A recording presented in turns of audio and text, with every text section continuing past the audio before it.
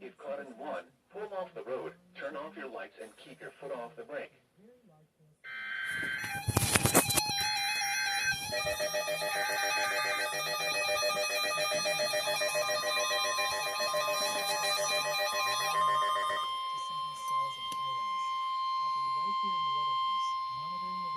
The National Weather Service in Lincoln has issued a dust storm warning for eastern McLean County until 5 p.m.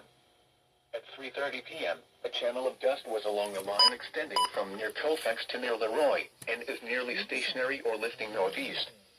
Expected hazards include less than a quarter-mile visibility with strong wind in excess of 40 miles per hour. Severe weather has been reported by the public. The following impacts are expected: dangerous, life-threatening travel.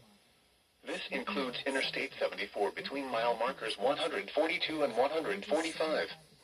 Locations impacted include Colfax, Downs, Saybrook, Arrowsmith, Cropsey, Ellsworth, Cooksville, Anchor, Holder, and Moraine View State Park. Motorists should not drive into a dust storm. Pull aside, stay alive.